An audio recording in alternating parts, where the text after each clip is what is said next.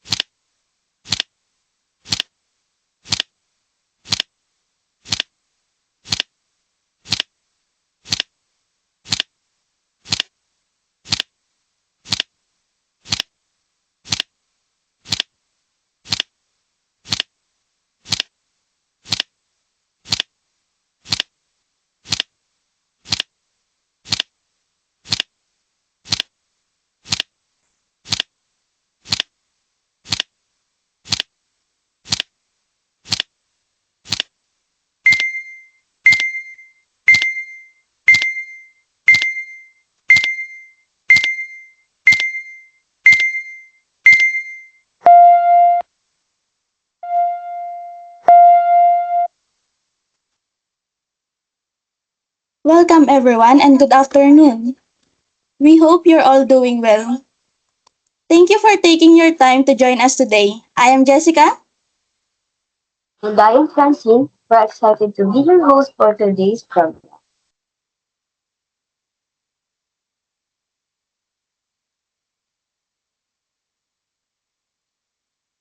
Today, we are here to learn about an important topic titled Because Uncovered Shattering Myths and Revealing Facts.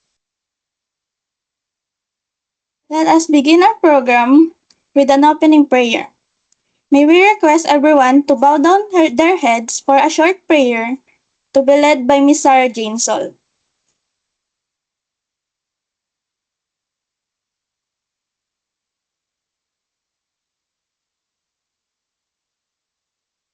I'll be praying as a Catholic.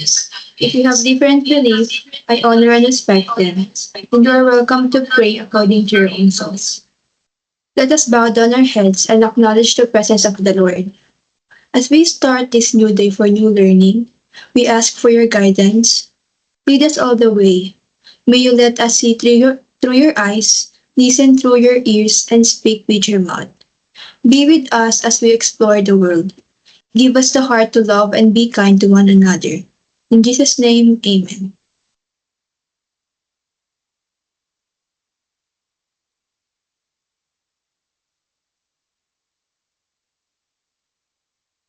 And welcome back everyone to today's webinar, Because Uncovered Shattering Myths and Revealing Facts.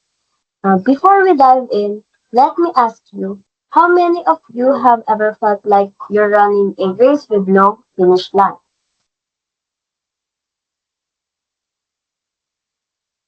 So just like runners facing obstacles on the track, so do many women dealing with polycystic ovary syndrome or PCOS. Absolutely, Francine. Did you know that approximately 1 in every 10 women of childbearing age are affected by PCOS? That's a staggering number, right? Yet, despite its prevalence, misconceptions about PCOS abound. Today, we're here to clarify those myths and shed light on this important health topic. I'm curious to learn more about the myths surrounding PCOS and how we can be better understanding. Before we begin, let me introduce our esteemed speakers for today's webinar. Let's give a round of applause for our speakers, Miss Bridget Sumatra, Miss Sarah Jane Sol, and Miss Claire Solo. Now, let's take a look at what's in store for today's session.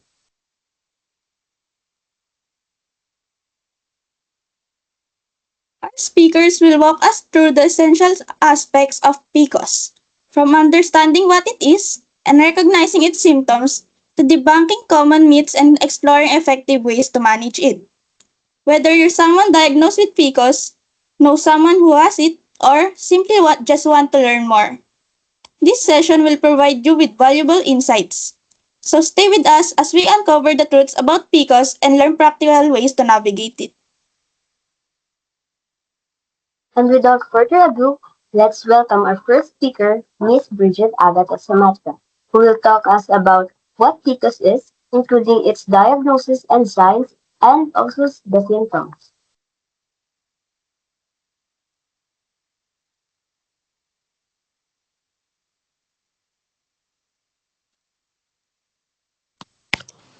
Hello, good afternoon, everyone. Again, I'm Bridget Agata Samatra, and I'm here to discuss about what PCOS is, its signs and symptoms, and its cause and how to diagnose PCOS. I hope you don't mind me using two devices. Unfortunately, my microphone and camera isn't coordinating really well, hence the two device. But I hope everybody can hear and see me just fine. Thank you so much. So, shall we start into defining what is PCOS? So, PCOS, according to the World Health Organization, is a polycystic syndrome, or PCOS is a common hormonal condition that affects women of reproductive age. It usually starts during adolescence, but symptoms may fluctuate over time. And according to the Johns Hopkins Medicine, Polycystic ovary syndrome or PCOS is a set of symptoms caused by a problem with women's hormones. It affects the ovaries. These are the small organs that store a woman's egg, but it can also affect the rest of the body. So, ang tinatawag natin na polycystic ay galing sa maraming maliit na cyst or parang fluid-filled sacs na makikita sa ovaries ng karamihan na may PCOS. Pero hindi lahat ng may PCOS ay merong cyst.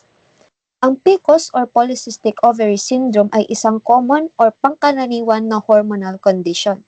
Kapag sinabi nating hormonal condition, this is a condition wherein there is an imbalance to our hormones. Ano nga ba ang tinatawag natin na hormones? Ang hormones ay isang chemical messenger ng katawan, particularly ng endocrine system, which is composed of our thyroid, pancreas, hypothalamus, or our ovaries, and many more. These organs are responsible for our growth, mood, metabolism, at ang ating reproductive system.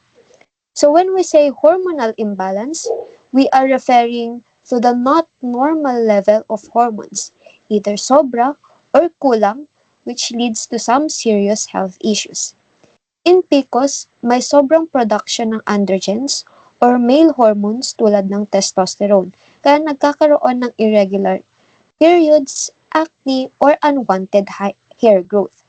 Back to the definition of PCOS, it affects women of reproductive age.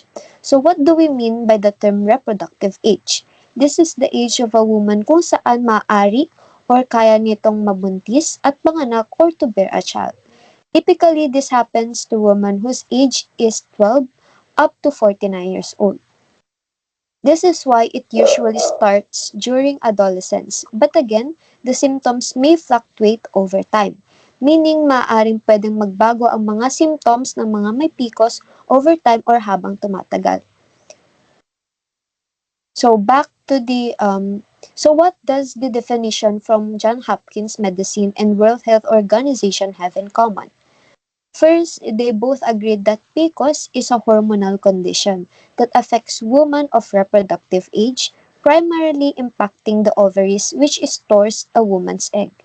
They also highlight that PCOS doesn't just affect the ovaries but can have systematic effects on the rest of the body due to the hormonal imbalance. And that's it for the definition of PCOS. Moving on to the signs and symptoms. When we say signs and symptoms, signs are those objective evidence or nakikitang ebidensya on a condition that can be observed by others. Symptoms, on the other hand, are subjective experience that only the patient can feel. Again, ang signs ay nakikita ng ibang tao like doctor, habang ang symptoms naman ay nararamdaman mismo ng patient o yung taong may sakit. So here are the possible symptoms on PCOS. Firstly, we have the menstrual irregularities. Pwedeng makaranas ng missed periods or hindi dinadatnan, irregular periods or hindi regular ang daloy or yung petsa ng pagkakaroon, light or heavy bleeding, minsan tumatagal ang regla, nagiging intermittent, unpredictable, or minsan wala talagang period. So why do this occur? First, because a woman experiencing PCOS does not have irregular ovulation or what we call an anovulation. Kadalasan, hindi naglalabas ng egg ang ovaries. Kaya, hindi dumadating o nagiging irregular ang period. Second is having a hormonal imbalance. Ang sobrang male hormones o yung androgens at problema sa insulin ay nagiging dahilan kung bakit hindi balanse ang hormones na nagkokontrol ng regla. Kaya minsan mahina, malakas o matagal ang pagdurugo. Lastly is insulin resistance. Kapag mataas ang insulin levels, lalo nitong pinapataas ang androgens sa katawan. Ito ang dahilan kung bakit lalong nagiging irregular ang ovulation at periods. The second sign and symptoms we have for PCOS is the skin and hair signs. Unang-una, nagkakaroon ng extra or excessive body hair, including sa chest, sa stomach, and back, or hirsutism, sa face and upper thigh. Hirsutism ay ang sobrang pagtubo ng buhok sa katawan. This is because of the high level of androgens, which again is a male hormone. Second is the acne or oily skin. This is another common sign of PCOS due to the hormonal imbalance, especially to the face, chest, and back. Third is the male pattern baldness or hair thinning, kung saan numinipis ang buhok o nagiging kalbo sa ilang bahagi ng ulo. Lastly is the dark or thick skin patches on the back of the neck, in the armpits, and under the breast. The darkening of the body is called acanthosis nigricans. Yung texture ng skin is makapal and parang velvety. This is due to the insulin resistance of the body. And lastly, for the signs and symptoms of PCOS is weight. It is weight gain or trouble losing weight. The main reason for weight gain when a person has PCOS is because of the insulin resistance. Having an insulin resistance, it also causes ng madalas na paggutom at cravings, lalo na sa matatamis or high-carb foods, kaya mas nadadagdagan ang weight. Next topic that we're going to discuss is its causes. The more like have conditions under PCOS is first we have the genetics. Many women with PCOS have mother or sister with it.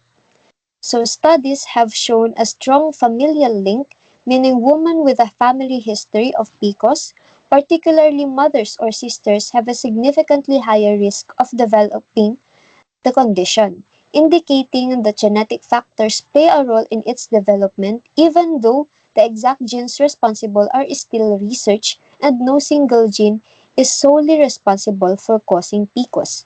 Multiple genes likely contribute to the condition in the combination with environmental factors.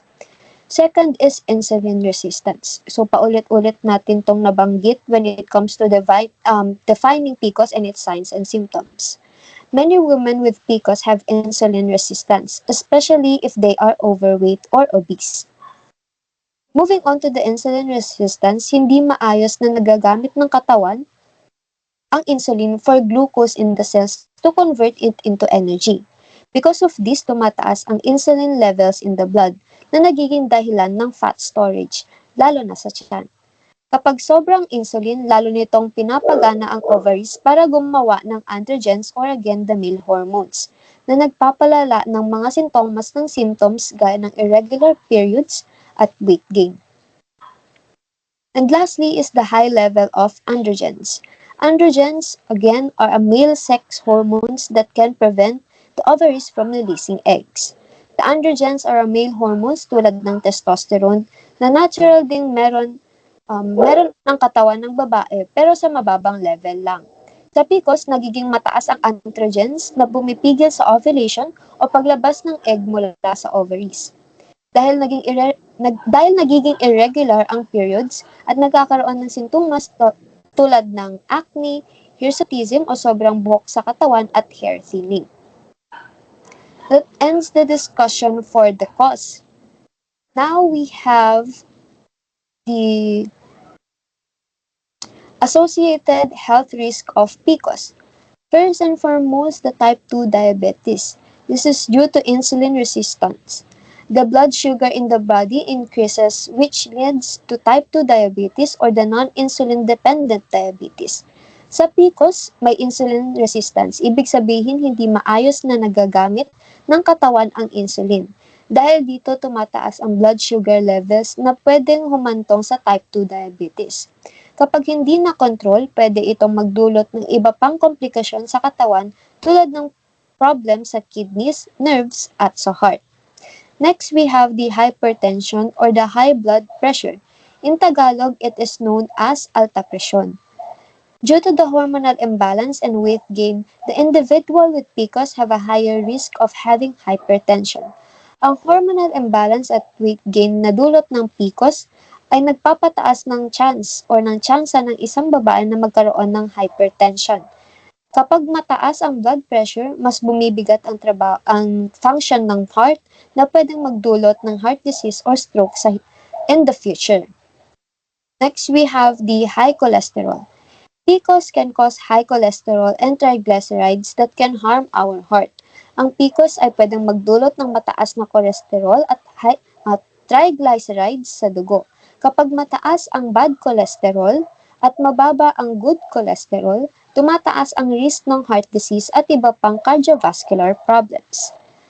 Next is the heart disease. Because of the combination of high cholesterol, hypertension, and diabetes, there is a high risk of heart disease.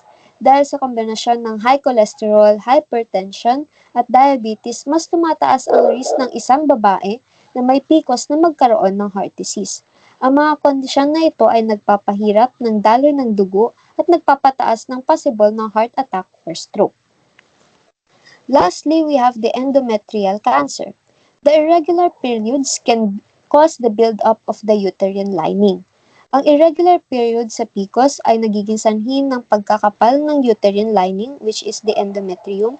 Kapag hindi ito regular na nakakaalis sa katawan sa pamamagitan ng period, tumataas ang chance na magkaroon ng endometrial cancer. Kaya mahalaga ang regular check-ups at tamang treatment sa pananatili ng healthy ang productive system.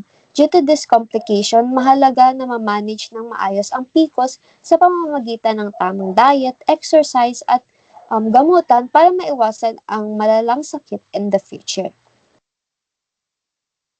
Next topic to be discussed is how to diagnose a PCOS. A diagnose is a process na pagtukoy sa kung ano ang sakit an individual have. Ginagamit ito ng doktor sa pamamagitan ng pag-check sa symptoms at pag-request ng test para malaman ang totoong dahilan ng nararamdaman ng isang taong may PCOS. Parang way ito para makahanap kung anong problem sa katawan at kung paano ito magagamot. The first diagnosis we have is the physical exam. All the excessive facial hair, darkening of skin, especially to the neck, chest, back, stomach, and acne, the male pattern baldness falls under this type of diagnosing a PCOS. One of the physical exams to diagnose a PCOS and what we can see in the picture is the pelvic exam. In this part, yung doctor checks the health of the reproductive organ. Chine-check nila yung organ if may mass ba, growth, or other changes. Next diagnosis we have is the blood test. The blood test, this looks for a high levels of androgens and other hormones. Yung healthcare provider or yung doctor may also check your blood glucose levels, and you may have your cholesterol and triglyceride levels checked. Nagpapagawa rin ang doktor ng test para ma-rule out ang ibang condition na parang PCOS, tulad ng ovarian or adrenal tumors. I-check din kung may hyperthyroidism ang isang tao or isang condition kung saan kulang ang thyroid hormones kaya nagiging pagod at minsan nade-depress ang tao. Lastly, tinitignan din ang blood pressure at cholesterol levels para malaman kung mataas ang mga ito na common sa mga may PCOS. Ginagawa ang mga test na ito para makasigurado kung PCOS nga ba ang dahilan ng mga sintomas nito. Since PCOS affects hormones, mahalagang ma-check ang balance ng mga ito. Importante rin malaman kung may ibang health issues ang isang tao na nagpapacheck tulad ng diabetes, high cholesterol o thyroid problems dahil madalas itong kaakibat ng PCOS. Last for the diagnosing PCOS is the ultrasound. The test uses sound waves and a computer to create images of blood vessels, tissues, and organs. This test is used to look at the size of the ovaries and see if they have cysts. The test can also look at the thickness of the lining of the uterus or endometrium. The pelvic ultrasound can also the pelvic ultrasound nilalagay ang probe sa ibabaw ng tiyan gamit ang gel para malinaw ang images. The transvaginal ultrasound naman, the images are more detailed because of the probe, which is the tool to see clearer images being inserted in the vagina. Kung may cyst, makikita kung ito ba ay simple cyst lang or if needs more monitoring. Tinitignan din nito ang kapal ng endometrium o yung lining ng uterus na importante para malaman kung normal ang cycle ng babae or kung may mga condition gaya ng endometrial hyperplasia. This test is commonly used sa mga babaeng may problema sa regla, hirap magbuntis o nakakaranas ng pananakit sa pelvic area. Dahil hindi ito gumagamit ng radiation, which is safe for when the patient is pregnant. So to wrap up our discussion on PCOS, including its signs and symptoms, cause and diagnosis, it's clear that understanding this condition is a key to early detection and proper management. PCOS affects many women, often without them even realizing it, due to its wide range of symptoms like irregular periods, weight changes, acne, and hormonal imbalance. While the exact cause remains unclear, factors like genetics and insulin resistance play a big role. That's why proper diagnosis through medical tests and consultation is essential. If you or someone you know is showing signs, don't hesitate to seek help. Early diagnosis can make a huge difference. Thank you for being part of this important conversation. Together, we can raise awareness and support women dealing with PCOS. Again, I'm Bridget Agata G. Samatra, and that's it for defining what is PCOS.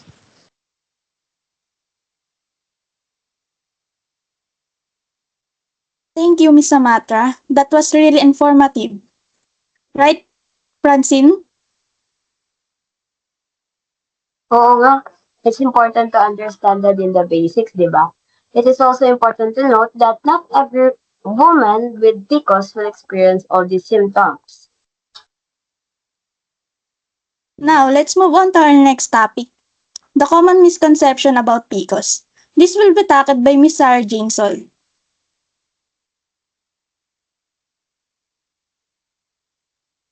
Explain ko na ba, Sarah?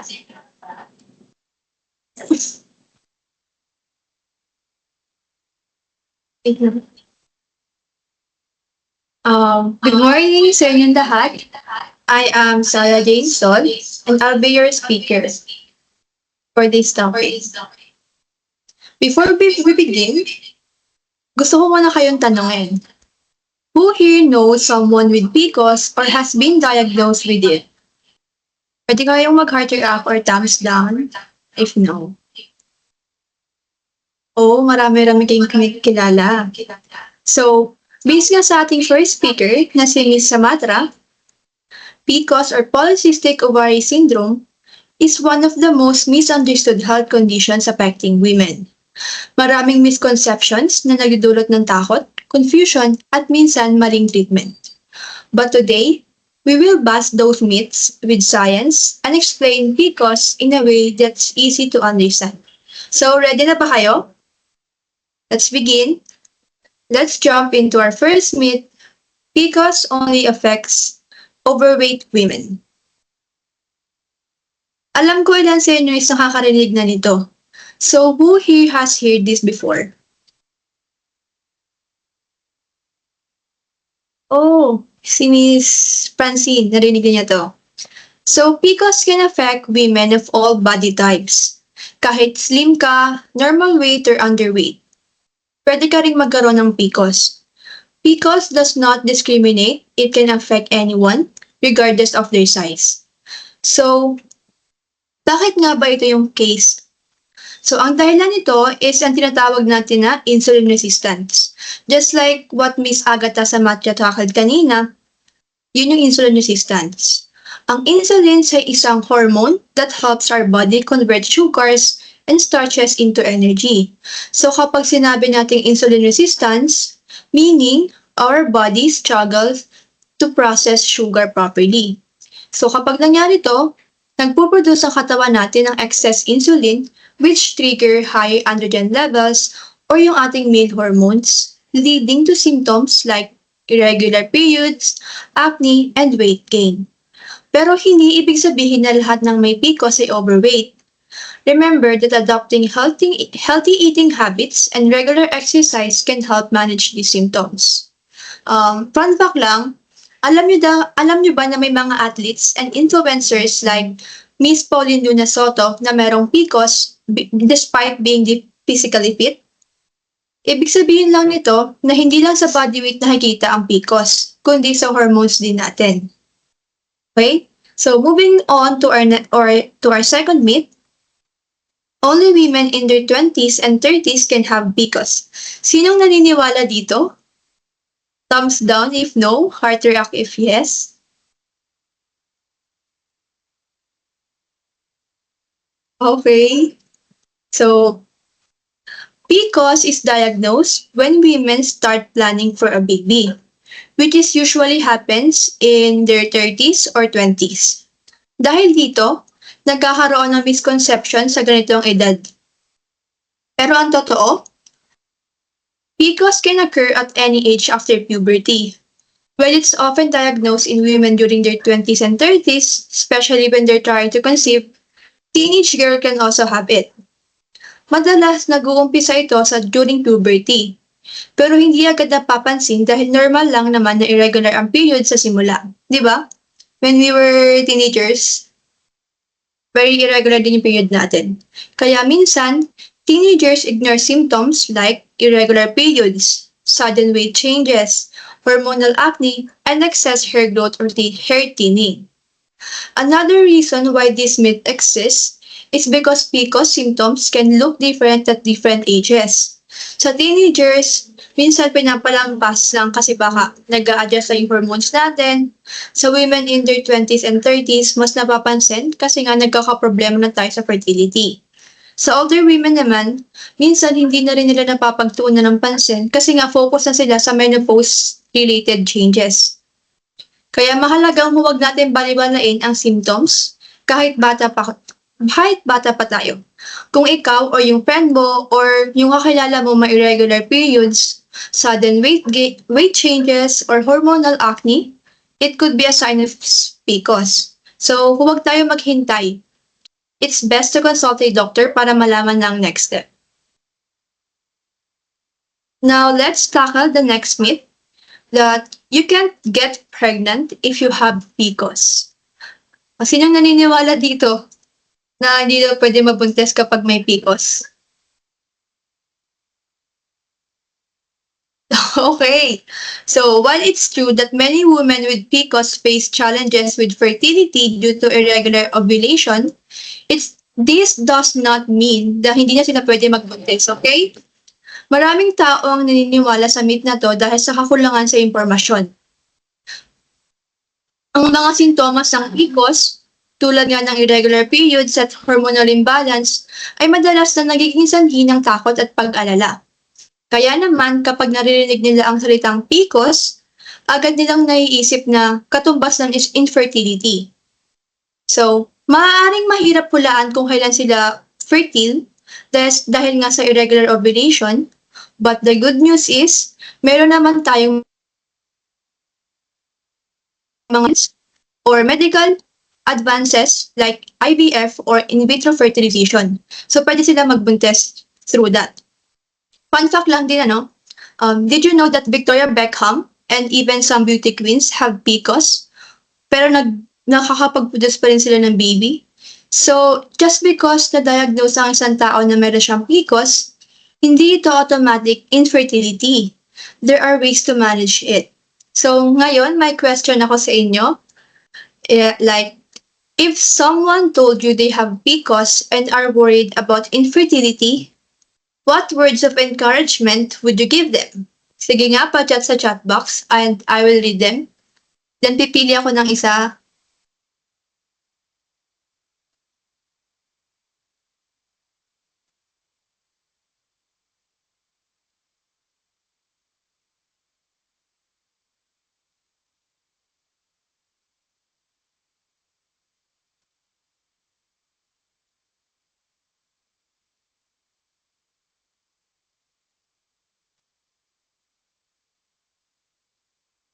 Wow, ang daming response. So first is from Miss Solo. PCOS can make conception harder, but it doesn't mean infertility is inevitable. With the right lifestyle changes and medical support, many people with PCOS have healthy pregnancies. You're not alone, and your body just needs the right care.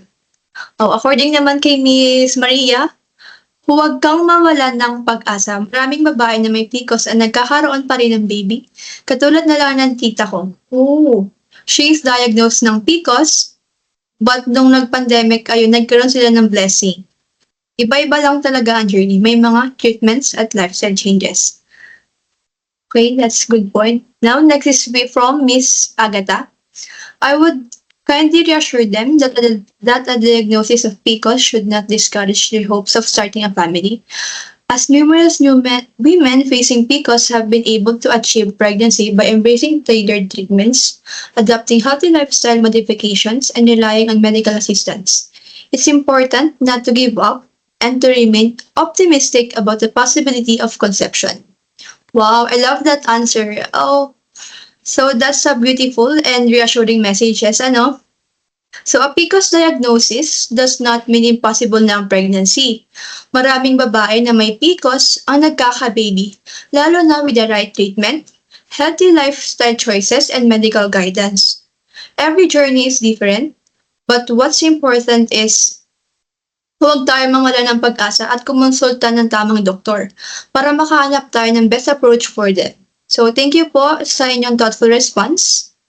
Now, let's move on to the next myth, which is, if you have irregular periods, you definitely have PCOS.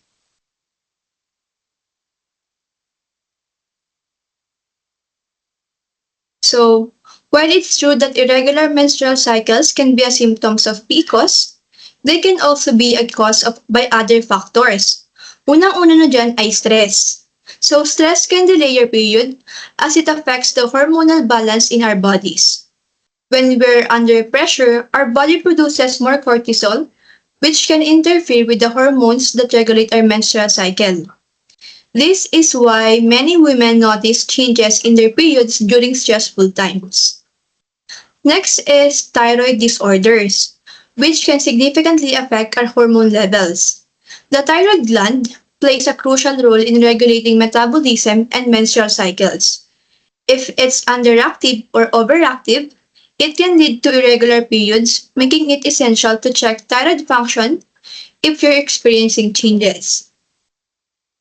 And let's not forget about the excessive dieting or intense exercise. While maintaining a healthy lifestyle is important, extreme caloric restriction or over-exercising can send your body into survival mode, leading to missed periods. This is particularly common among athletes or individuals who are trying to lose weight rapidly. For example, imagine a college student na sobrang stress sa finals. So, being delayed ang period niya, that does not mean na meron na siyang PCOS. Kasi it's easy to jump to conclusions when we hear about PCOS so often. But remember na merong maraming factor that can affect our menstrual health. Ang diagnosis ay dapat manggaling sa medical test or sa professional at hindi hula-hula lang, okay? So tandaan natin na ang menstrual cycle ng babae ranges from 21 to 35 days. If your cycle is shorter than 22 days or longer than 34 days, it's best to consult a doctor para they can conduct tests like checking your thyroid levels or evaluating your stress levels to identify the cause. So, tandaan na, okay? Maraming dahilan kung bakit hindi regular ang iyong cycle. Hindi lang ito dahil sa PCOS. So, it's important to take a holistic view of your health and consult with a healthcare professional for accurate diagnosis and guidance. Next up is another myth. You have to have polycystic ovaries to have PCOS. So, how many of you thought this was true? Pwedeng heart react kung yes, ulit. Sinong nagkakala ng totoo ito? Okay. So kahit ako dati, akala ko totoo to na kailangan mo magkaroon ng cyst. So mali po yan ha. Ang PCOS ay isang metabolic disorder and it can be diagnosed with or without the presence of polycystic ovaries. Ang cyst na tinutukoy sa PCOS ay tiny fluid-filled follicles pero hindi ito ang pangunahing indicator ng PCOS. Some women with PCOS don't have cysts at all. So to be diagnosed with PCOS, may mga signs tayong tinitingnan tulad na lamang ng irregular cycles, high androgen levels, and insulin resistance. So maraming babae na merong PCOS does not have cysts on their ovaries, and conversely, having cysts does not automatically mean na meron kang PCOS. Kaya mahalagang magpa-check up sa OB/GYN para sa tamang diagnosis, okay? So, moving on to our last myth, losing weight will cure PCOS. So unfortunately, this is not true. There is currently no cure for PCOS. However, weight loss can help balance hormone levels and alleviate some symptoms, especially for those who are insulin resistant.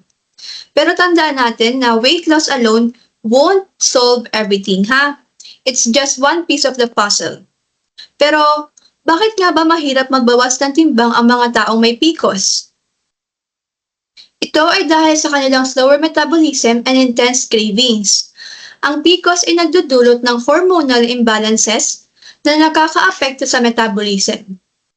This means that even if you're trying hard to lose weight, your body might resist those changes.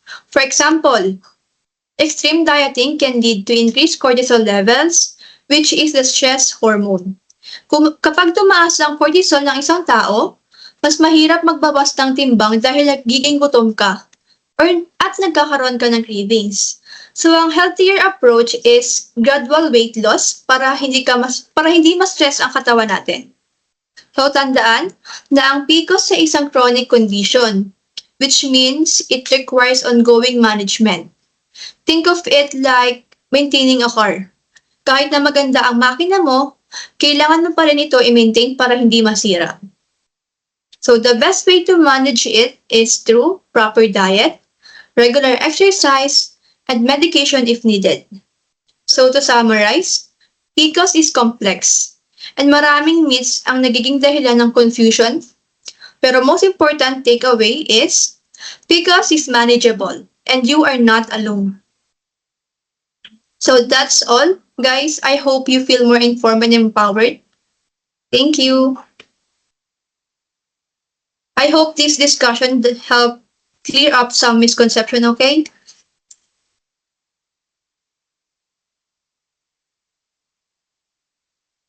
Thank you, Miss Sol, for clearing up those myths.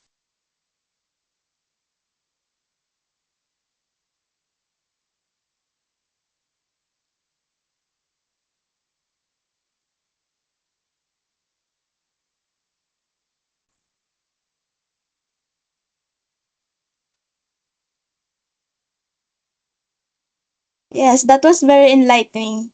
As misinformation can be harmful, it's great to have clarity on these important issues. Now, let's discuss treatment options and lifestyle changes for managing PCOS, presented by Miss Claire Lourdes Del Sol.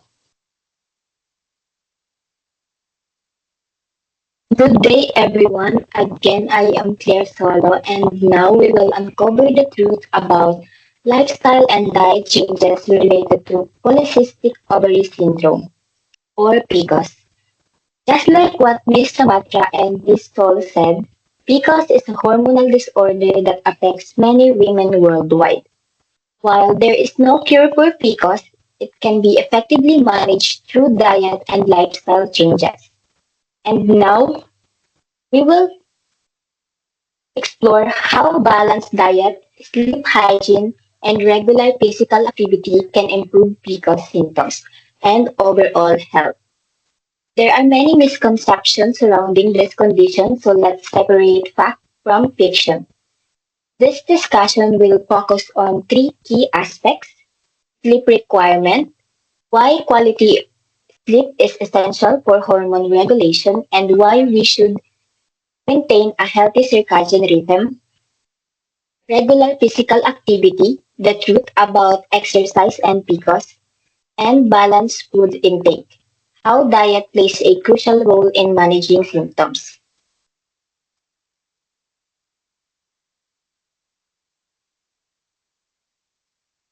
For sleep requirement, many people underestimate the power of sleep, but for those with PCOS, it plays a crucial role in maintaining and managing symptoms.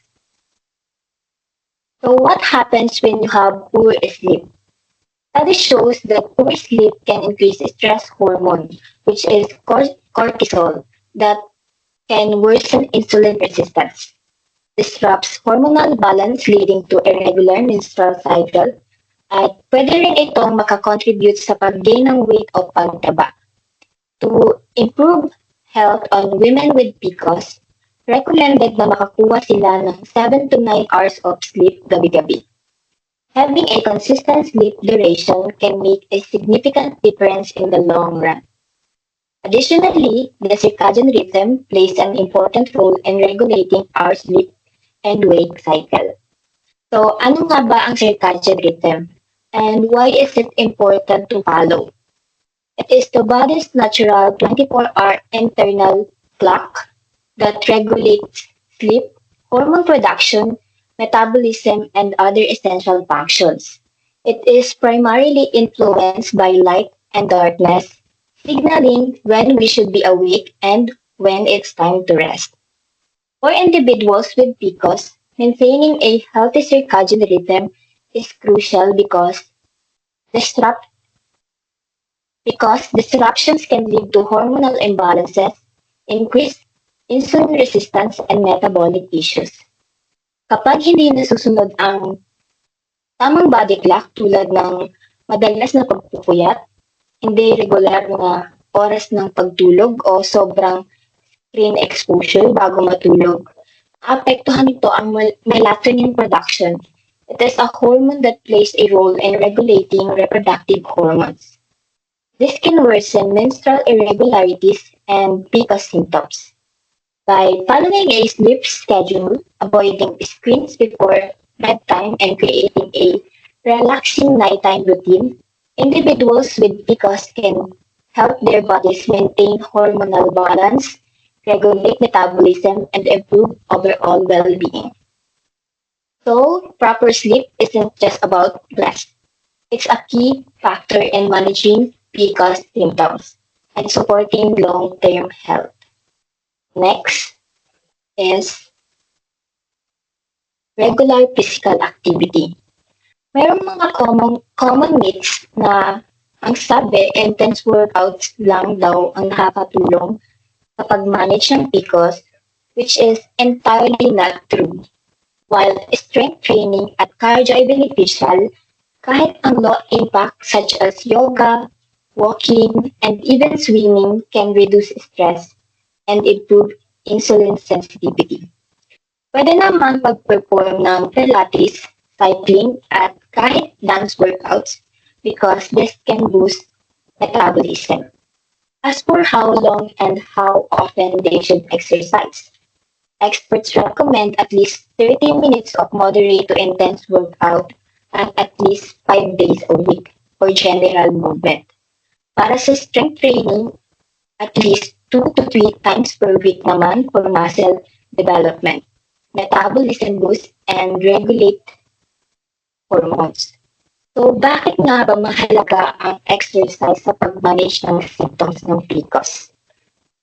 A regular exercise helps in regulating hormones, improve insulin sensitivity, and support weight management, making it essential for managing PCOS. Kahit maliit na pagbaba ng timbang, mga 5 to 10% ng body weight can improve symptoms like irregular periods and hormonal imbalances. Bukod sa physical benefits, nakakatulong din ito sa pag-boost ng mood, pag-reduce ng stress, and it lowers inflammation, which are the key factors in PCOS management. Ang goal dito is to find an enjoyable activity that keeps the body moving all the time, as consistent as possible. And pangatlo naman is balanced food intake. Minsan napapakinggan natin ang mga advice about sa kung anong dapat kakainin at kung anong mga dapat iwasan. Instead of cutting out carbohydrates, ang pwedeng maging alternative solution dito is kumain ng whole grains, vegetables, and legumes para makatulong sa pag-regulate ng blood sugar. Healthy fat sources such as avocados, nuts, and olive oil also play an important role in hormonal balance. At para naman sa mga dapat iwasan, kasama dito ang refined carbohydrates tulad ng white bread, pastries, sugar beverages, and processed and dry foods kasi maaari ito makakontribute pa sa inflammation. Dairy and gluten is pwede rin makatrigger para sa ibang taong may PCOS. So, pwede natin i-monitor ang mga effects nito sa katawan natin para makaiwas tayo sa paglala ng mga sintomas ng PCOS. Lastly, they should remember to stay hydrated all the time. Water is essential for metabolism, hormone function, and avoid rin natin yung sobra-sobrang kape kasi nakaka-apekto din ito sa hormone.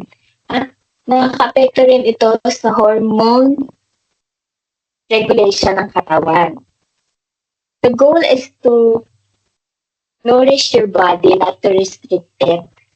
Instead of focusing on what you can eat, prioritize foods that fuel your body, regulate hormones, and reduce inflammation. Making gradual, sustainable changes to your diet can lead to long-term improvements in PCOS symptoms and overall well-being. So, to sum it up, PCOS is a complex condition, but lifestyle changes play a powerful role in managing symptoms. So, prioritize 7 to 9 hours of quality sleep, engage in consistent physical activity that you enjoy, and eat a balanced diet to support hormonal balance. Every small step towards a healthier lifestyle make a big impact in the long run. It's not about perfection, it's about progress and consistency. Thank you for your time. I hope this discussion helps you make informed choices for better PCOS management. Do you have any questions?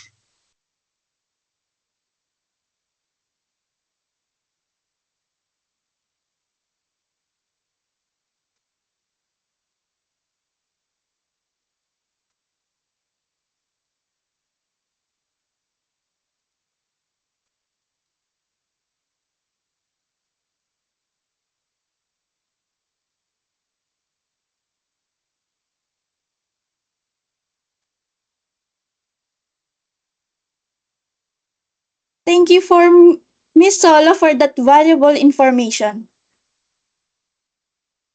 Now, to give us a deeper understanding of how PCOS affects real lives, let's hear from someone who has first-hand experience. In this special interview, we'll learn about the challenges, misconceptions, and personal journey of living with PCOS.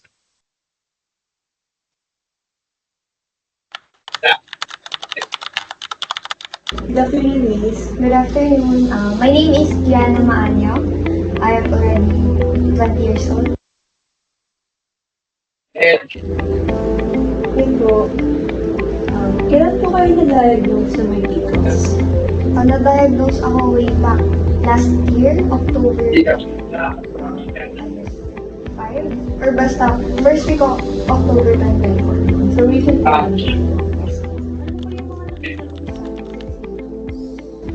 First of all, siguro yung mapapansin talaga is yung menstruation na super haba niya sa normal range. Kasi di ba normally it's within range ng 7 days lang. Yung akin, umaabot siya ng 1 month. And then, nagtutuloy-tuloy lang siya as in wala siyang tigil ganun. And then, all of a sudden, biglang tumaba kahit na hindi naman madami kumain. Ganun siya. Okay po. Ano po yung mga misconceptions about PCOS na alam mo? So far, or yung super talaga tumatak sa akin is yung hindi lang mabubuntis pag nagka-PCOS, which is talagang pinayin ko siya. Aside from doon po, ano ba po yung usually na misconception na alam mo sa PCOS? Mostly doon lang siya nag-iikot eh, na super kilala talaga na hindi daw mabubuntis, mahirap daw, ganyan, ano. Nag-bother po ba kayo doon? Sa doctor? Slight, ganyan. So, nagpa-consult na po kayo sa doctor. Ano po yung mga prescribe sa inyo na gamot? Like, or dietary changes, lifestyle changes? Okay, so first of all, yung mga nasabihin kong pills is pwedeng mabili siya over the counter, pero as much as possible, it is recommended na mag-seek ng and medical prescription or from any physician before you take yung mga pills na yun. So yung sa first check-up ko, ang sinabi sa akin is yung yes pill and then yung may PCOS na supplementary vitamins. Kasi daw, nasa simula pa lang naman daw, which is a good thing in its way. And then, by the second time na nagpa-check up ako, change yung doctor yung pills to Alteia kasi may mga breakouts na nangyari which is naging sign para paguhin yung doctor, which is ng OBK. How about naman po sa diet niyo ganun? So, nung nag-wait ako during that time is pa-close na siya. Hindi naman super close. Pa-close pa lang sa overweight. And then, yun yung isa sa mga bagay na pinoint out ng doctor na mag-diet nga daw, babaan, para mapunta yung normal range at saka mabalance yung hormonal changes na nangyayari. How about naman po sa pagpupuyat? Pinagbawalan po ba kayo ng puyat? Na-mention ko siya actually doon, pero sinabi niya na as much as possible is bawasan nga daw kasi lalo na yung mga gamot is mas what do you call this? Recommended na i-take tuwing gabi. Ganyan. So, as much as possible, iwasan, lalo na ngayon na college. Pero yun. So, ano po yung masasabi mo sa mga patient na may PCOS or sa mga natatakot magpakonsulta sa doctor? Huwag kayong matakot. As in, huwag kayong matakot. Pero, nung una natatakot ako, lalo na nung mga nakakadinig ako ng mga stories from mga tita ko na pinanggalan ng ovaries. Kasi, nakaka-experience din siya ng 1 month na super heavy flow, ganun. Tapos, naging sign na yun na ipatanggal yung ovary niya. So, naisip ko na planning din ako na baka tanggalin yung ovary ko kasi nakaka 1 month din ako. Pero, yun is symptom ng iba. Iba rin yung symptom mo. So, ibig sabihin, hindi porket na-experience sa iba, is possible na yun din yung same reason sa'yo. So, as much as possible, huwag kang matakot magpapasok. Kasi mas mapapanatag yung loob mo pag after this. So, magpa-consulta maaga. Thank you.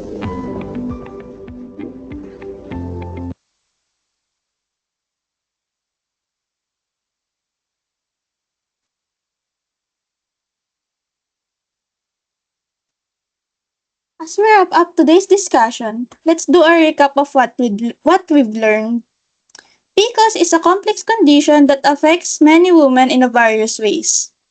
By busting these myths and understanding the facts, we empower ourselves and others to seek the right information and support.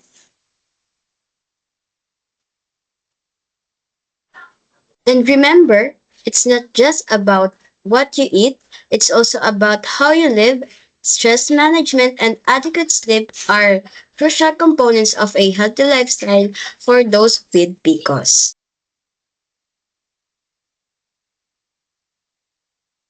You know what I just realized, Francine? This discussion has highlighted how difficult it is to share accurate information about PCOS. That's so true, Jessica. There are still many misconceptions about PCOS, and conversations like this are essential to spreading awareness and understanding. We're grateful to everyone who contributed their knowledge and insights today. On that note, we'd like to express our gratitude to our wonderful speakers by presenting them with the certificates of appreciation.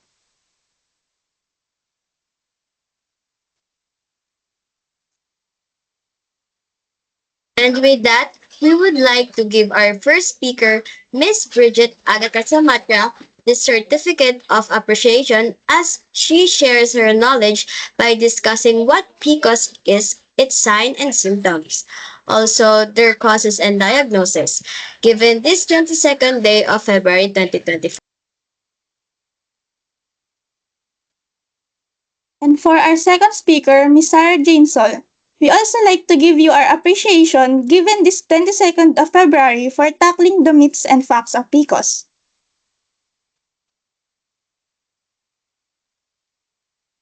Lastly, for our dearest third speaker, which is Miss Lourdes Bell Solo, we will also give her this certificate as we appreciate her tips and discussion in lifestyle and diet changes for preventing PCOS.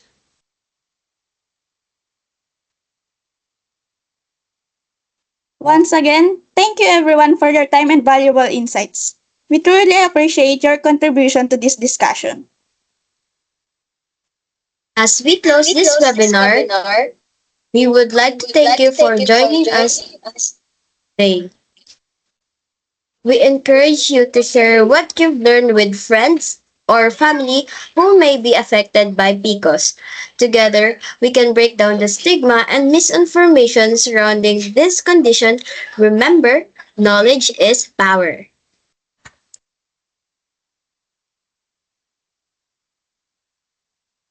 And for that, goodbye everyone. We hope you learned something valuable from today's program. Let's continue spreading our awareness and supporting each other. Before we end the meeting, let's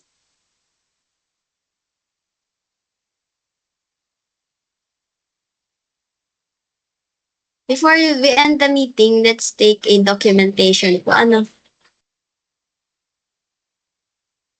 Wait lang po.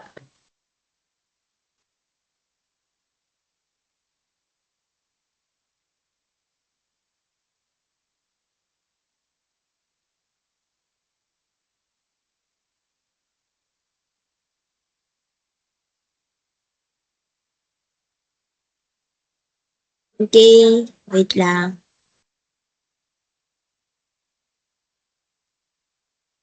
Smile na kayo, guys. Smile na po.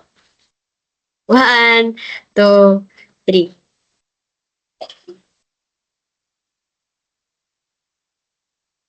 Isa pa, isa pa.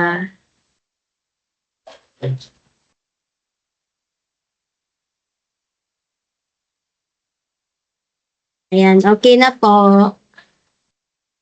Thank you, everyone.